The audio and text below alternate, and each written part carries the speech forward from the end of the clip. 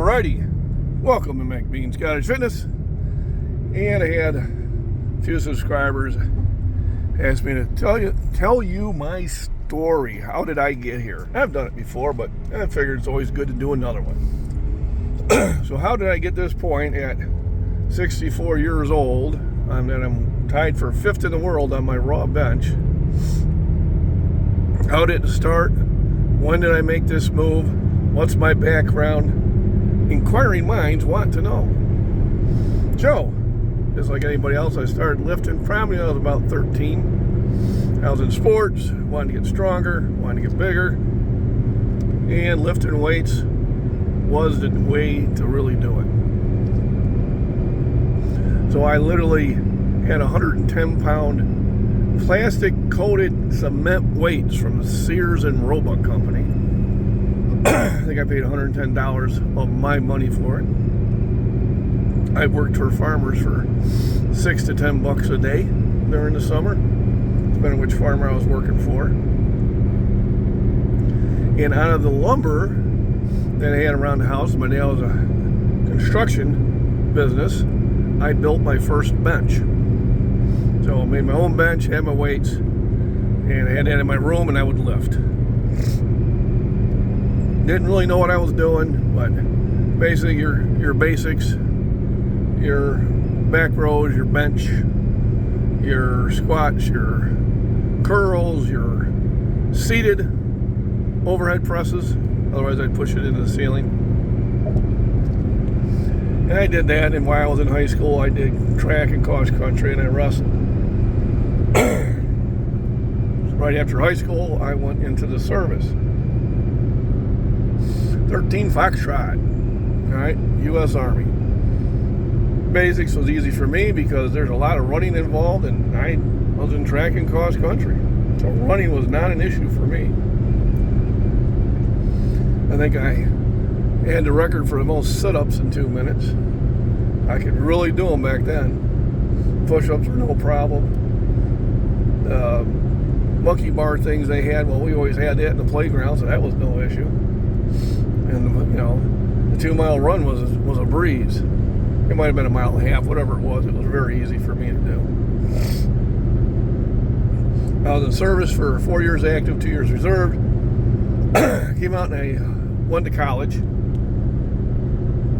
And I didn't have a lot of money, so for my entertainment, I lifted weights. And I was lifting weights in the Army too. So I'd be lifting all the time. Met my wife, we got married.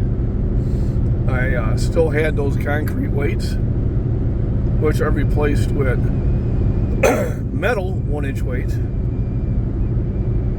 and got more of a real bench. I had that for about 3 years. Moved out of the apartment. We went to our first house, and I sat there and still had the 1-inch weights, and I was probably at the time benching 285 was my max. I was doing deadlifts at 315, rows like 275, squats at 2 1/4, lots of curls and lots of food and 3 hours a day, 6 days a week I worked out, which gave me a very good physique. All right. I did that until my mid-30s. Got a back injury moving potting soil. Took me out for, 6-8 weeks. Went back, started lifting, tweaked my back again for another couple of weeks. And I stopped lifting for a couple of years. That was really not the best decision to make. And then when I was about 39, I took a good look at me, in the mirror after I came out of the shower, and I said, I don't like what's looking back at me. I looked at a picture we did at SeaWorld with the kids, and I was like, man, where'd my chest go? Where'd this belly come from? Where'd my shoulders disappear to? My arms, everything. So I immediately went downstairs and started pulling my weights out of the field. I was using them for weights on disc harrows and stuff like that to put in the garden.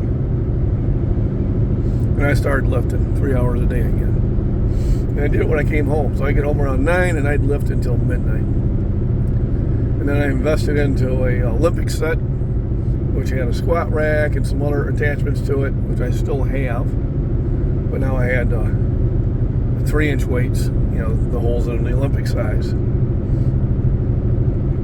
And I was by November of that year, I was back to where I was at weight-wise, and then I said, well, I think I should start doing more.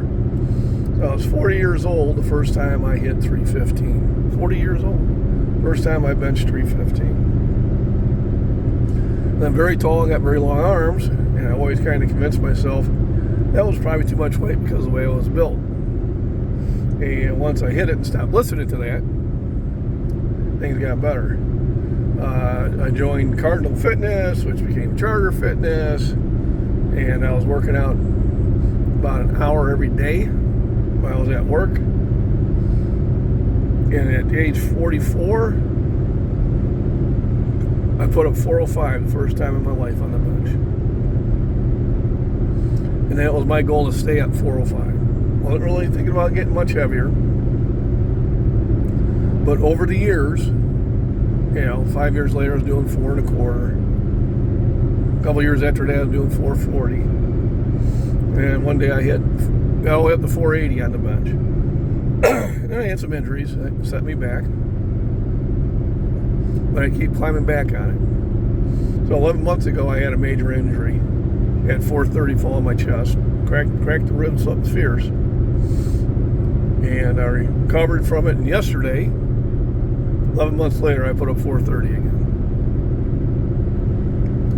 So my goal is to compete in July, hopefully in the competition, do 432 around that area, because it is kilos, so it's going to be an odd weight,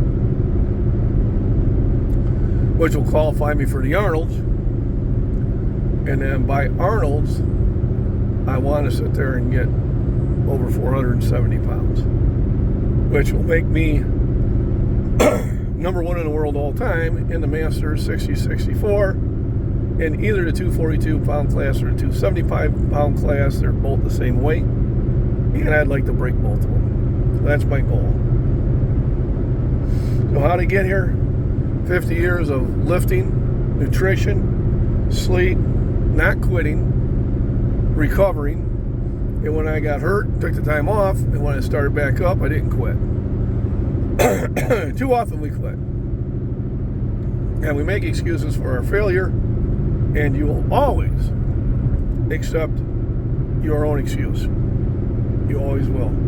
You'll have other people saying, listen, you're not 20 anymore, you're not 30 anymore, you're not 40 anymore, you need to slow down. Well, I don't think I need to. Now, do I have the same endurance I had in my 20s? Absolutely not. But I'm stronger than I was when I was in my 20s. I have more mental fortitude than I had when I was in my 20s. And those two are kind of trying to overcome the fact that I'm 64 years old. So if you want a goal, you got to stay on path, and you got to understand there's going to be setbacks. And the setbacks you can either, and that's true in life, the setbacks you can either, you just freak out and pout and completely remove yourself away from that situation again, ever, or you can learn from it. All right, what did I learn from this? What can I change? And then go at it again. And I always learn from my setbacks. So that is how I got here in a quick narrative. So everybody remember, rest, nutrition, proper exercise, hydration. Just get in the gym and lift.